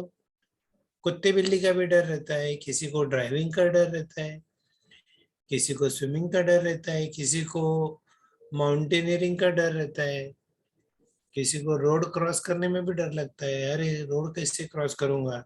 मेरे पास ऐसे कई पेशेंट्स आते हैं कि जिनको ये जेन्युइन प्रॉब्लम रहता है कि डॉक्टर साहब रोड क्रॉस करने को, रोड कैसे क्रॉस करूं, आपका तो क्लिनिक आगे अपोजिट साइड में, मैं रोड कैसे क्रॉस करूं, मेरे को डर लगता है। कोई बिजनेस करने का भी डर लगता है। और ऐसे आपको जो जो डर ध्यान में आते हैं लोगों के कि जिसका कोई कारण है, तो आप म्यूमुलस दे सकते हैं। ठीक है, अभी अगला मेडिसिन लेते हैं, मस्टर्ड। मस्टर्ड को बेवजह डिप्रेशन आ जाता है, बेवजह लोग निराश हो जाते हैं, बेवजह उदासी छा जाती है। अपन पूछते हैं, अरे क्या हुआ तुझे, क्यों चुपचाप है आज? पता नहीं मुझे क्या हो रहा है, बस सुबह से बैटरी डाउन है, कुछ करने का ही नहीं मन कर रहा है, बस उदासी छा गई है। तो इसके भी बहुत सारे रीजंस रहते हैं। कभी मेनोपॉज में ऐसा होता है, कभी किसी के लाइफ में अगर पहले कुछ बुरी घटना घटी है तो उनको पता नहीं चलता, लेकिन बीच बीच में वो बेवजह निराश हो जाते हैं, बेवजह डिप्रेशन में जाते हैं। तो उस वक्त मस्टर्ड लेना चाहिए। अगला मेडिसिन है ओक। ओक, ये जो ट्री है ओक का, ये ज्यादा कश्मीर में पाए जाते हैं। कश्मीर का वेदर आपको पता है, ठंडी हवाएं, बर्फ, ये इतने मतलब ये सब चैलेंजिंग है, ये सब उसमें जिंदा रहना। बाकी पेड़ पौधे उधर नहीं होते, लेकिन ओक ट्रीज, पाइन ट्रीज, उधर आप कभी भी जाए तो ये ट्रीज मिलेंगे। मतलब क्या कि कितनी भी मुश्किलें रास्ते में आए, ये मजबूत रहते हैं, ये लड़ते रहते हैं, इनको कोई फर्क नहीं पड़ता। इनको अगर कितनी भी बार फेल होने दो, ये फेल्योर से और ज्यादा सीखते हैं। जैसे थॉमस एडिसन को 1000 बार उसने बल्ब के ऊपर प्रयोग किए, 1000 बार भी नहीं थका वो, फिर अपने को बल्ब मिला। तो ये ओक पर्सनैलिटीज है, दे नेवर गिव अप। जो नेवर गिव अप एटीट्यूड है वो ओक का है, और इजीली गिव अप करने वाले जेंशियन है। तो ओक के पेशेंट को आप मतलब अगर कोई बीमारी हो गई, जैसे कैंसर हो गया, तो बाकी दूसरे पेशेंट्स तो बोलेंगे यार क्या हो गया, अब ये ओक क्या बोलेगा, इट्स ओके, कैंसर ही होगा है ना, मैं लड़ेगा उससे। और वो कैंसर के साथ में लड़ के अपना लाइफस्टाइल चेंज करके, बहुत सारी चीजें करके वो उसमें से बाहर भी निकलते हैं। तो वो क्यों बीमार पड़ता है फिर? ऐसे पर्सनैलिटीज को दवाई की क्या जरूरत है? कभी कभी क्या होता है, बहुत बहुत ज्यादा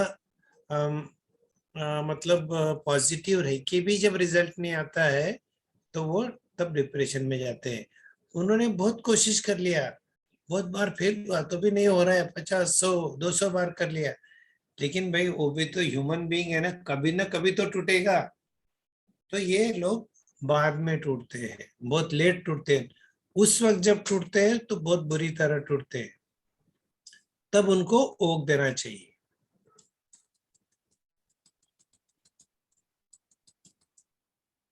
अगला मेडिसिन देखते हैं, ऑलिव। ऑलिव एक टॉनिक है। शरीर और मन जब बहुत थक जाता है, तब हमको ऑलिव लेना चाहिए। Physical, mental and emotional tiredness.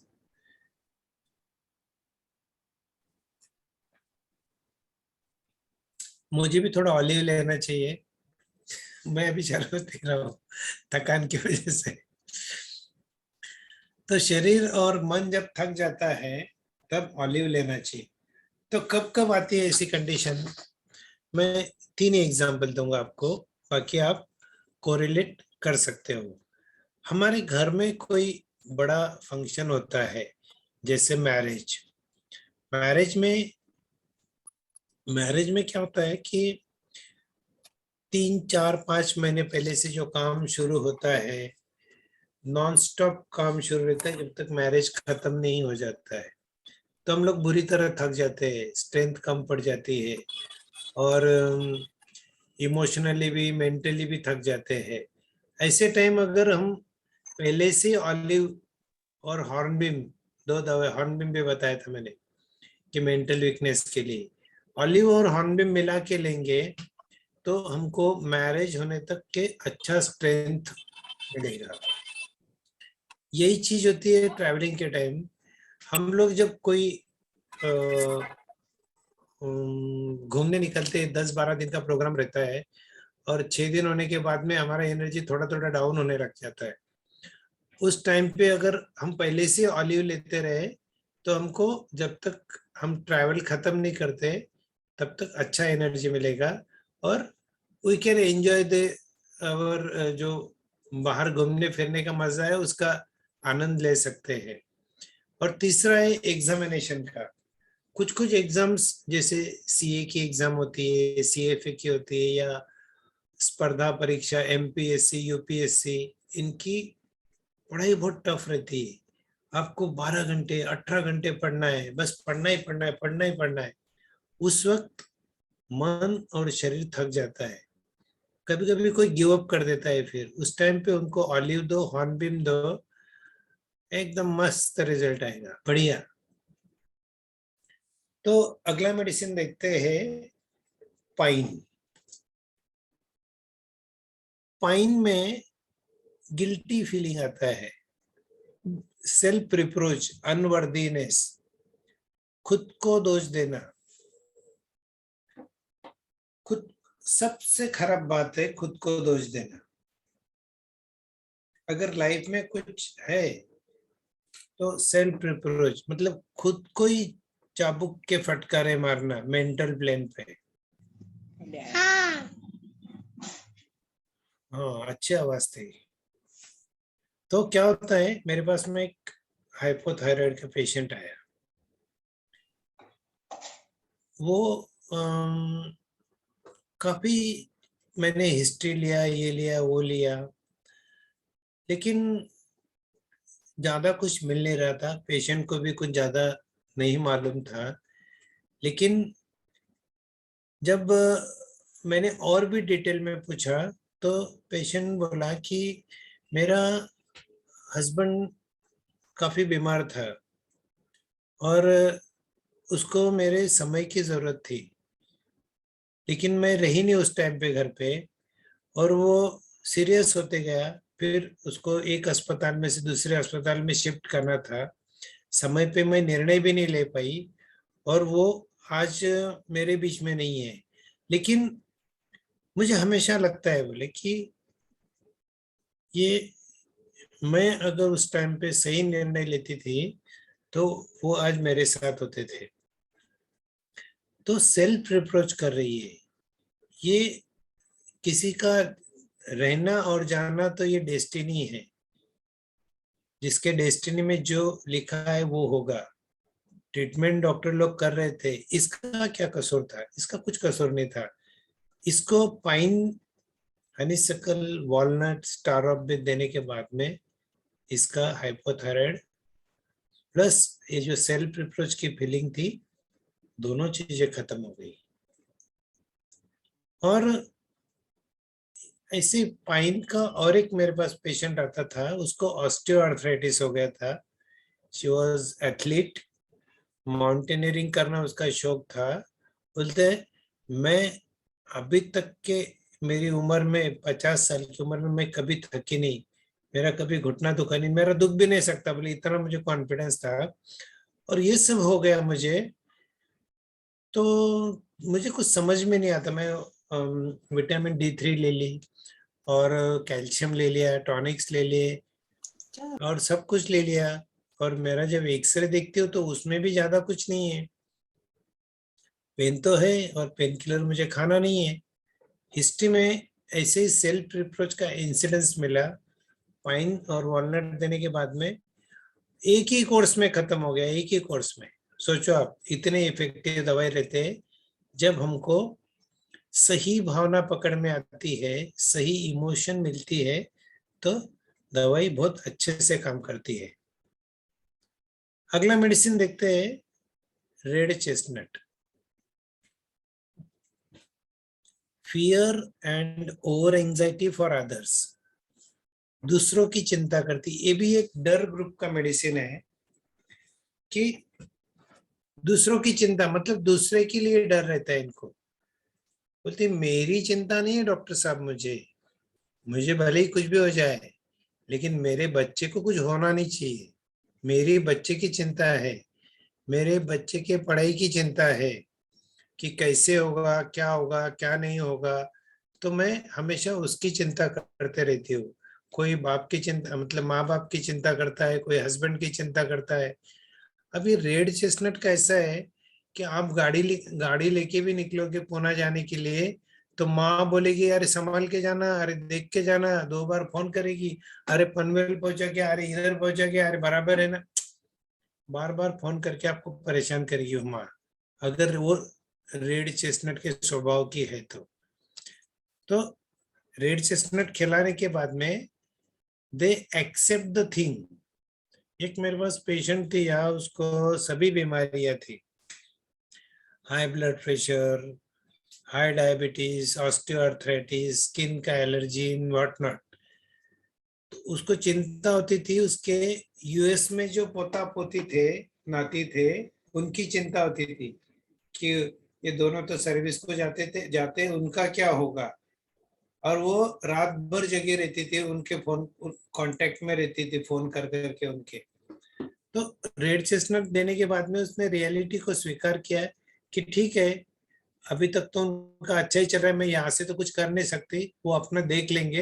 And काफी चीजें उसकी उसके बाद ठीक हो गई रेड चेस्टनट देने के बाद में। वो आपको सबको समझ में आ रहा है ये सब चीजें जो मैं बता रहा हूँ, या नहीं भी समझ में आया तो कुछ बुक्स है आप लेके रेफर करते रहना। मेरा नंबर भी है आपके पास में, मुझे पूछते रहना अगर कोई आपको डिफिकल्टीज आती है। मतलब जिसको सही सीखना है वो पूछ सकता है, बीमारी के बारे में भी ऐसा नहीं कि पूछ सकते हैं। व्हाट्सएप पे सिर्फ मैसेज डालते रहिए, तो मैं हो सके तब तक आपको बता दूंगा। अगला मेडिसिन है हमारा रॉक रोज। एक्सट्रीम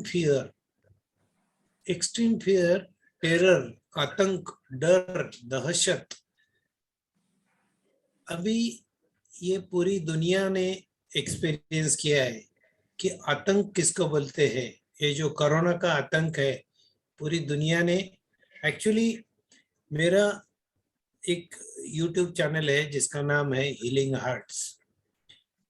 कई लोगों के मुझे फोन आते हैं कि डॉक्टर साहब मुझे बहुत डर लग रहा है, मेरा कैसा होगा, मैं बाहर जाऊं क्या, मैं ये करूं क्या, मैं वो करूं क्या। मैं अभी कितने लोगों को मैं समझाऊंगा और कितने लोगों को दवाई दूंगा। तो मैंने ये सब दवाइयाँ लोगों तक पहुंचाने का काम किया, लोगों को फ्री में समझाया, और काफी लोगों ने वो मेरे वीडियोस देख के उसमें से दवाई यूज भी किए और ठीक भी हुए। मतलब ये आतंक जो था लोगों के दिमाग में, और रॉक रोज रेस्क्यू रेमेडी में भी एक कंपोनेंट है रॉक रोज का। तो रेस्क्यू रेमेडी देके काफी लोगों ने मतलब इससे जूझ रहे थे वो लोग। मतलब जो टाइम निकालना था कोविड का, वो अच्छी तरह निकाल पाए। जो लोग नहीं डरे ना, उनका इम्यूनिटी अच्छा रहा, उनको कुछ नहीं हुआ। और कोविड के इसमें जो लोग डर गए उनको बहुत सारी कॉम्प्लिकेशंस हो गई हॉस्पिटल में, और वही लोग चल बसे। ये आतंक कभी होता है हमारे इसमें, हमारा कोई नजदीकी रिलेटिव जब अस्पताल में होता है और डॉक्टर बोलते हैं कि देखो 72 आवर्स में कुछ नहीं बोल सकता, तो वो 72 आवर्स कैसे निकालना? रॉकरोज लेके निकालना। रॉकरोज लेंगे तो आप थोड़ा शांति से रह पाएंगे।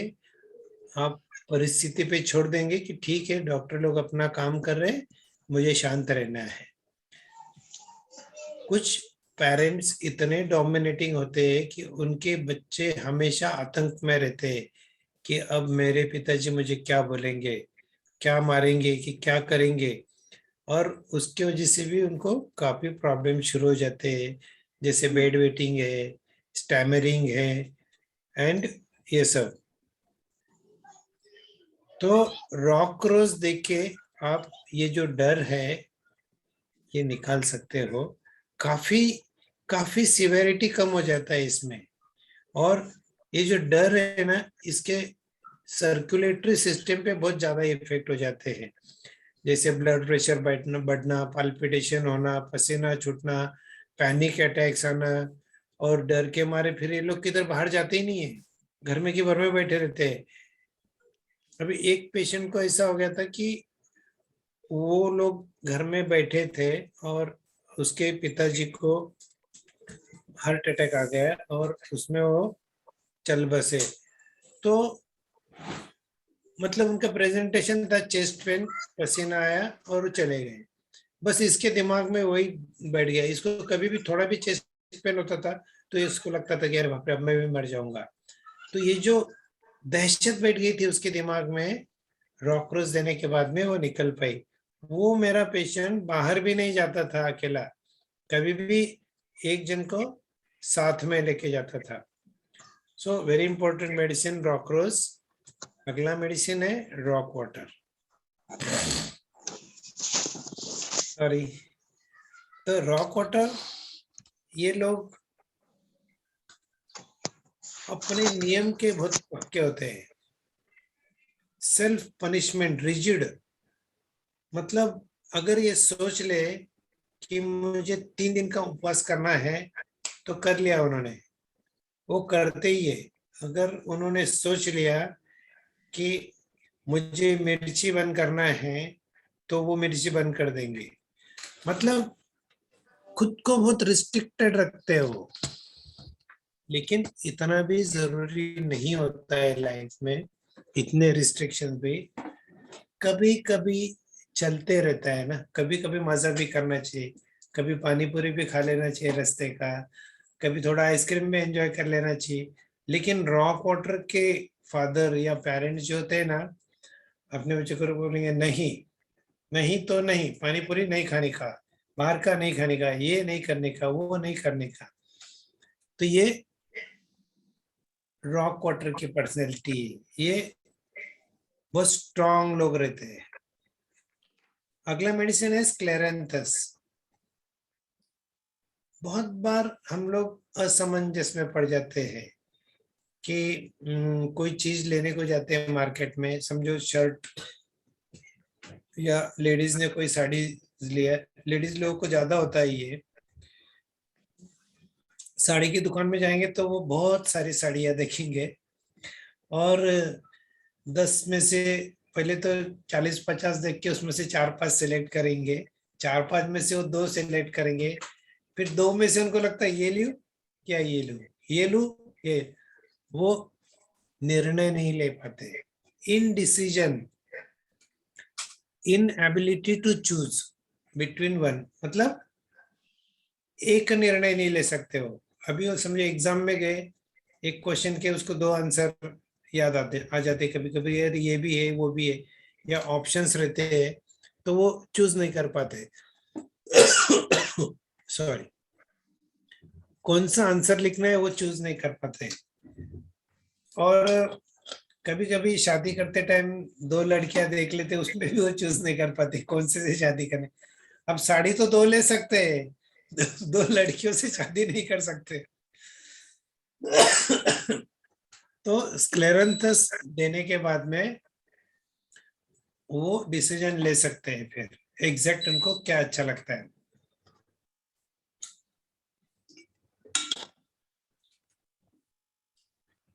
दवाई थी नहीं तो अगला मेडिसिन देखते हैं, star of Beth. Star of Beth बहुत ही महत्वपूर्ण दवाई है। शॉक, ट्रॉमा, एक्सीडेंट, इसके बाद जो मन खराब हो जाता है, हम लोग सदमे में चले जाते हैं, तब वो सदमे का इफेक्ट निकालने के लिए हमको स्टार ऑफ बेथ यूज करना है। कभी कोई एक्सीडेंट देख लेते हैं या हमारे साथ एक्सीडेंट हो जाता है, तो वो डर हमारे दिमाग में काम हमेशा के लिए बैठ जाता है। अभी जो मैंने पेशेंट बताया था, हार्ट अटैक उसके पिताजी को हो गया, उसके दिमाग में बैठ गया था, वो डर बैठ गया था, सदमा हो गया था, तो उसको स्टार ऑफ बेथ रॉक रोज देने के बाद में वो काफी ठीक हो गया। तो स्टार ऑफ बेथ हम लोग इस चीज के लिए काफी बार यूज कर सकते हैं। ऐसे बहुत सारे इंसिडेंट्स है कि जहाँ हमको सदमा लगता है, तो एग्जाम्पल से आपको पता चल जाएगा। मैंने सिर्फ आपको दवाई बता दी है क्या यूज करना है। अगला मेडिसिन देखते हैं, स्वीट चेस्टनट। अपन कितना एक्सटेंड कर सकते हैं और 10-15 मिनट कर लीजिए सर। तो ठीक है, 2 मेडिसिन बता देता हूँ, फिर थोड़ा क्वेश्चन आंसर सेशन रखते हैं। बिल्कुल बिल्कुल ठीक है सर, ठीक है। ठीक है मैडम। अगला मेडिसिन बताते हैं, वॉलनट। कुछ मेडिसिन छूट जाएगी तो हम कभी और दिन देख लेंगे। बिल्कुल ठीक है।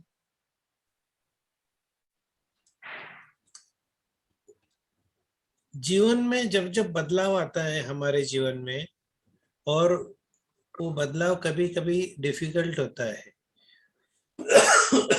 उसको सहज बनाने के लिए वॉलनट यूज किया जाता है। जैसे डेंटिशन के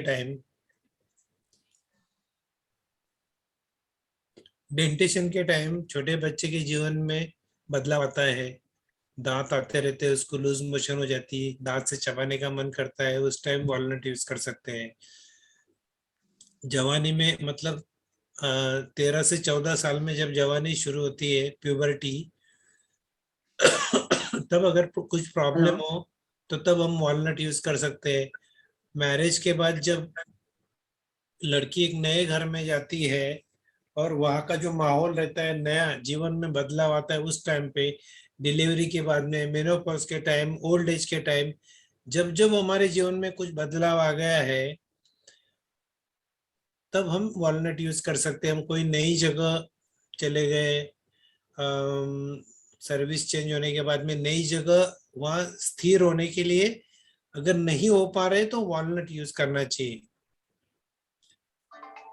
कभी कभी डिवोर्स के बाद में भी जब हस्बैंड वाइफ अकेले हो जाते हैं, तो दोनों के जीवन में बदलाव आता है, दोनों को तकलीफें होती, तभी भी वॉलनट यूज कर सकते हैं। कुछ हेरिडिटरी बीमारियां रहती है कि जो हमारे साथ में आ जाती है मदर फादर से, तो वो भी हमारे जीवन में कुछ चेंज कर देती है। तो अगर हम वॉलनट कुछ महीनों तक लेते रहे, तो जैसे अपने माँ बाप को सर्दी थी, अपने को भी हो गई, तो हम अगर वॉलनट लेंगे तो हमारी सर्दी काफी कंट्रोल में आ जाती है। तो इस तरह से हम लोग वॉलनट यूज कर सकते हैं। तो वॉलनट ये जो दवाई है, ये लिंक ब्रेकर भी है और लिंक मेकर भी है। लिंक ब्रेकर इसलिए कि ये पुरानी आदतों को भी छोड़ती है। पुरानी आदतों को अगर छोड़ना हो, समझो दारू छोड़ना हो, अल्कोहल छोड़ना हो, सिगरेट बीड़ी कुछ छोड़ना हो, तो आदत को छोड़ने में भी ये हमारी मदद कर सकती है, because it is a link breaker. पुराने रीति रिवाजों को छोड़ सकते हैं। और लिंक मेकर इसलिए कि नई जगह जाने के बाद में ये हमको वहाँ एडजस्ट होने में हेल्प करती है, नई नौकरी में, नया क्लाइमेट में, नए लोगों के साथ जुड़ने में काफी मदद करती है। व्हाइट चेस्टनट देखते हैं। व्हाइट चेस्टनट को इनके दिमाग में विचार चक्र शुरू रहता है, ये लोग विचारों से बाहर ही नहीं निकल पाते। हमेशा वही एक ही विचार इनके दिमाग में घूमते रहता है। जैसे अभी कल अगर एग्जाम है तो एग्जाम का विचार इनके दिमाग में से निकलेगा ही नहीं, कल एग्जाम है, कल एग्जाम है, कल एग्जाम है, बस यही सोचते रहेंगे, फिर नींद भी नहीं आती है। अगर कहीं जाना है इन लोगों को तो वही चीज इनके दिमाग में घूमते रहती है। तो विचारों को कंट्रोल में अगर लाना है तो हम लोगों को व्हाइट चेस्टनट यूज करना चाहिए। हम लोग अभी एक लास्ट मेडिसिन देखते हैं जिसका नाम है रेस्क्यू रेमेडी। ये 5 दवाइयों का मिश्रण है, जैसे impatiens, cherry plum, star of Beth, clematis and rock rose. मेरे हिसाब से ये दवाई हर घर में होनी चाहिए। It is emergency medicine. आपके लाइफ में कुछ भी अचानक से हो जाता है तो रेस्क्यू रेमेडी यूज करना है। जैसे आपको लग गया, आपको कट गया, जल गया, आपको कोई ट्रॉमा हो गया तो भी आप रेस्क्यू रेमेडी यूज कर सकते। कट जाने के बाद में भी उसके ऊपर हल्दी डालने से पहले आप रेस्क्यू रेमेडी डालिए, तो वो सैनिटाइज भी हो जाएगा, मतलब उसमें के जंतु भी मर जाएंगे और जल्दी से खून भी बंद हो जाएगा। कभी कभी सडन शॉक हो जाता है, जैसे घर में किसी की डेथ हो जाती है, या कभी हम लोग सुन लेते हैं कि अरे बहुत बड़ा लॉस हो गया, या किसी की न्यूज सुन लेते हैं, हम बैड न्यूज सुन लेते हैं, तो भी हमको रेस्क्यू रेमेडी उस टाइम पे संभलने में मदद करती है। किसी किसी को कोई बेहोश हो गया तो भी हम रेस्क्यू रेमेडी यूज कर सकते हैं। अनकॉन्शियस हो गया, फिट्स आ गए, तो भी रेस्क्यू रेमेडी हम यूज कर सकते हैं।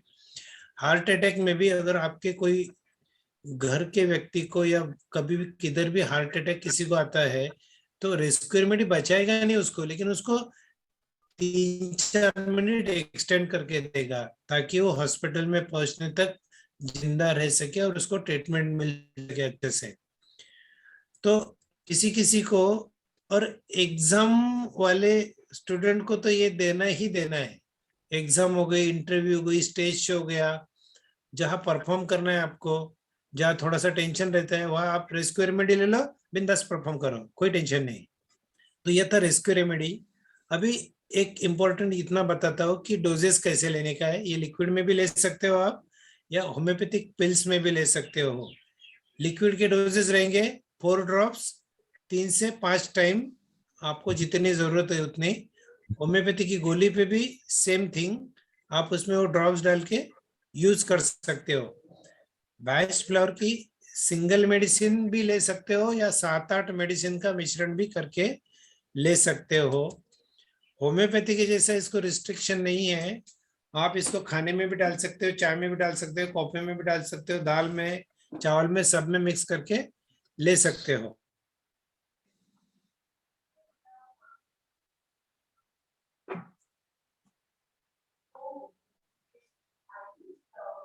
इसके लिए गवर्नमेंट की तरफ से कोई लीगल फॉर्मेलिटी नहीं होती है, कोई रजिस्ट्रेशन की जरूरत नहीं रहती है, कोई भी यूज कर सकता है, provided by he should take exhaustive training of the thing. इसके ऑनलाइन कोर्सेज भी काफी है। अगर आपको बाहर की कंट्री में किधर करना है तो बाहर की कंट्रीज में एटलीस्ट उनको बैक सेंटर जो यूके में है, माउंट वर्नन पे, वहां से उनके ऑथोराइज कोर्सेस है, लेवल 3, 1, 2, 3 लेवल्स है। उसमें काफी कॉस्टली है वो लोग। तीनों कोर्स अगर करने होंगे तो अराउंड 50,000 खर्चा होता है। तो आप फिर बाहर के देशों में भी प्रैक्टिस कर सकते हो। यूडेमी जो प्लेटफॉर्म है वहां पर भी काफी कोर्सेस है, और मेरा यूट्यूब चैनल भी है, उसमें भी पूरी 38 मेडिसिन की डिटेल जानकारी दी हुई, वहां से भी आप सीख सकते हो। और मैं तो हूँ ही हूँ हमेशा आपके साथ में, तो आप सीख सकते हो, आप प्रैक्टिस भी कर सकते हो, कुछ जरूरत पड़ी तो मुझे पूछ भी सकते हो। सिर्फ एग्जॉस्टिव स्टडी, एग्जॉस्टिव वर्ड में यूज कर रहा हूँ, ध्यान में रखिए। एग्जॉस्टिव स्टडी बहुत जरूरी है।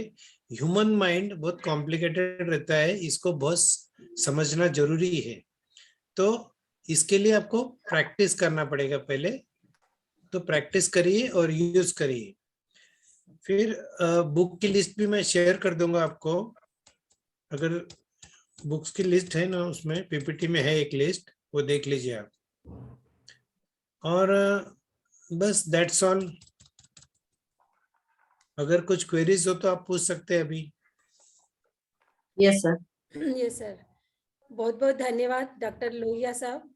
आज Thank आपने you. हमको ऐसी थेरेपी के बारे में बताया कि जो आज तक हमको तो पता ही नहीं थी, और वाकई में इतनी अच्छी थेरेपी। और सबसे बड़ा धन्यवाद आजाद जी, राष्ट्रीय अध्यक्ष जो हमारी है, और पुष्पा जी गोखरू को, जो हमारे बीच में इस तरह से नई नई थेरेपीज ला रहे हैं। और मानव सेवा का जो प्रोजेक्ट है, और जो प्रोजेक्ट आपने लिया है नारी तू नारायणी, वाकई में मतलब आज मुझे लग रहा है कि हम इसको सार्थक करने जा रहे हैं। क्योंकि हर मानव स्वस्थ होगा तो हम लोग भी कुछ अच्छे अच्छे कार्य कर पाएंगे। और जो आज डॉक्टर साहब जो प्रॉब्लम्स बता रहे थे, मतलब वो प्रॉब्लम सुनकर मुझे ऐसा लग रहा था जैसे उन्होंने बताया कि किसी मकान में प्रॉब्लम था, या जो तो लोग ज्योतिष के पास जाते हैं, वास्तु शास्त्री के पास जाते हैं। सही बात है। आज ऐसा लगा कि मेडिसिन तो हमारे पास ही है, तो हम मेडिसिन को लेके ठीक हो सकते हैं।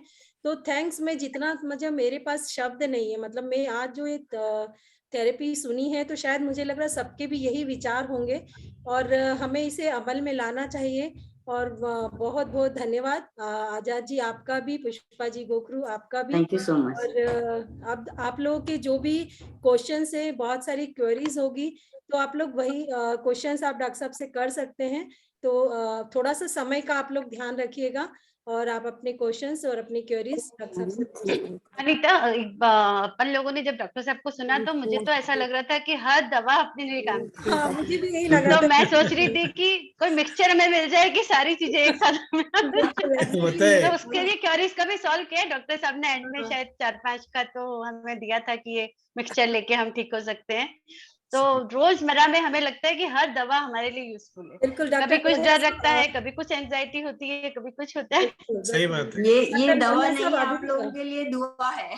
बिल्कुल बिल्कुल बिल्कुल सही, एग्जैक्टली ये वर्ड दवा आपने है, बोला है। उनकी तरफ से दुआ है आप सबके लिए बिल्कुल कि जी, आप आपसे स्वस्थ मैं भी साइड एग्री इफेक्ट नहीं करती है, हूँ। सबसे बड़ी बात। हाँ मैं भी आपकी बात से एग्री कर रही हूँ कि हर दवा ऐसे लग रहा था कि अपने लिए बनी है, हाँ, कि बिल्कुल अपने लिए, और हमें लेनी चाहिए। कभी इमोशन में चले जाते हैं अपन लोग। हाँ। कब चले, सही, बिल्कुल सही बात है। डॉक्टर तो लोहिया भाई साहब, साहब, आपसे मैं क्वेश्चन पूछना चाह रही थी कि ये दवा कब और कितने डोज में लेनी चाहिए, यदि यहाँ, और ये कहाँ मिल सकती है? ये कोई भी जो होम्योपैथिक स्टोर होते हैं आपके आजू बाजू में, वहां पर ये दवाई बड़ी आसानी से मिल जाती है, या फिर ऑनलाइन भी अवेलेबल है। Amazon, yes. अच्छा। अगर आप कंबाइन करते, ये है ना, जो ओरिजिनल दवाई बैच लंदन से आती है वो बहुत महंगी होती है और वो कॉन्सेंट्रेटेड होती है। तो अपने इधर फार्मेसिस्ट बना के जो देते हैं वो थोड़ी डाइल्यूटेड रहती है, डायरेक्ट यूज कर सकते हैं। सिंगल दवाई अगर लेनी है तो 2 बूंद काफी हो जाते हैं। सिर्फ रेस्क्यू रेमेडी के 4 बूंद लेना है। या अच्छा। फिर आप कोई दवा के कॉम्बिनेशन बनाते हैं 3-4 दवाई मिक्स करके, तो उसके भी 4 बूंद लेनी है दिन में 3 बार। जितने दिन आपको जरूरत है उतने दिन ले सकते हैं। अच्छा, तो ऐसा कोई कॉम्बिनेशन हम खुद बना सकते हैं या किसी होम्योपैथी डॉक्टर से ही राय करके करना है? नहीं, देखो, सब होम्योपैथी डॉक्टर को ये नहीं पता होता है। अच्छा। ये एक अलग थेरेपी है। मैंने तो क्यूरियोसिटी बोल के सीख लिया, और काफी लोगों को मैंने ठीक भी किया इससे। तो आप अभी आप खुद भी आप अपनी भावनाओं को समझो, दवाई लेके आओ, या फिर वो मेडिकल वाले को भी बोलेंगे तो भी मिक्स करके दे देगा वो आपको, इक्वल प्रोपोर्शन में 3-4 दवाई जितनी भी चाहिए मिक्स करके आपको दे देगा। बॉटल में से डायरेक्ट लेते रहने का। इन्हीं नाम से मिलती है डॉक्टर साहब, या कुछ और नाम भी इनके रहते नहीं हैं? नहीं, इन्हीं नाम से मिलती है। ओके सिर्फ उसके सामने जैसा आस्पेन है तो ओके 30 या 6 ऐसा लिखा रहेगा पावर। ठीक है। हाँ तो हमको उनको प्रॉब्लम्स बताना पड़े, ऐसा कुछ हो सकता है कि ये डॉक्टर साहब ने प्रॉब्लम है तो उनका सबका मिक्सचर वो हमको बना के दे दे। जैसे अभी मेरी डॉटर है वो नहीं नहीं, देखो, फार्मेसी वाले को कुछ नहीं मालूम। ओके। फार्मेसी वाले को आप अभी ये काफी लोगों को तो बैचलर का नाम भी नहीं पता है। बिल्कुल हमने भी Yes, फर्स्ट टाइम सुना right. है। आज First तक time. नहीं सुना है। वही फार्मेसी वाला सिर्फ डिस्पेंसिंग का काम करता है। बिल्कुल आपको अगर कुछ पूछना है तो मुझे पूछिए, हाँ हाँ बिल्कुल राइट बिल्कुल डॉक्टर साहब। तो मैं आपको कॉम्बिनेशन बता दूंगा। ओके, बिल्कुल। बिल्कुल एग्जैक्टली। ऐसा नहीं कि आप मुझे फीस देनी पड़ेगी उसके लिए, मैं काफी काम जो है ना नहीं ये नहीं तो आप लीजिए ना डॉक्टर साहब, हम देने को तैयार है। नहीं बता तो रहा अभी हूँ हमने मैं। सोचा ही नहीं है कि हमको फीस देना अगर पड़ेगा। हमने अभी हम तो आपका कैसे है, थैंक्स ही कर रहे हैं कि हमको आज इतनी बेज फ्लावर थेरेपी मतलब फर्स्ट टाइम पता हाँ। लगा। तो मैं पूरे टाइम जब मैं प्रोग्राम सुन रही थी तो रियली मतलब मैं आजाद जी का, आपका और पुष्पा जी का मतलब अंदर से मेरे थैंक्स निकल रहा था कि हम लोग कितना अनभिज्ञ, अभी कई सारी चीजें ऐसी हैं जो हमें मालूम ही नहीं है और जिनसे बात हम है। ठीक हो सकते हैं। ये एक्चुअल में बहुत अच्छा है। आप थोड़ा स्टडी करिए इसका, बार बार इसको जो है ना इधर आपका बंद करो ना। रिपीट करेंगे तो काफी उसमें मास्टरी आ जाएगी आपको। ओके, बिल्कुल थैंक्स सर डॉक्टर का साहब, जो थैंक्स अ लॉट। चैनल है, सर का जो चैनल है उसको फॉलो करिए। सबसे अच्छा तरीका है इनसे फेमिलियर होने का मेडिसिन का से हाँ। कि उसको बार बार देखिए, वीडियोस को 10 बार 20 बार जितना जितना देखते जाएंगे उतना उतना आप इन मेडिसिन से फेमिलियर होते जाएंगे। ये सबसे आसान तरीका। काफी डिटेल में मैंने एक्सप्लेन किए है और पूरी हाँ। दवाइयों की वीडियोस बनाए हैं, मतलब सभी बिल्कुल। दवाइयां है। बिल्कुल बिल्कुल बिल्कुल। तो ये चैनल डॉक्टर साहब आपके नाम से, किस नाम से है ये वाला यूट्यूब चैनल? यूट्यूब पे मेरा नाम भी डालेंगे ना तो मेरा चैनल आ जाएगा, फिर Okay. हीलिंग हार्ट्स भी डालेंगे तो भी आ जाएगा। ठीक है डॉक्टर साहब। चलो और कोई पूछना चाहता है अपने क्वेश्चंस तो पूछ लीजिएगा आप लोग, कोई क्वेरीज हो आपकी। राजीव जी जैन भी कोई था क्या? नमस्ते डॉक्टर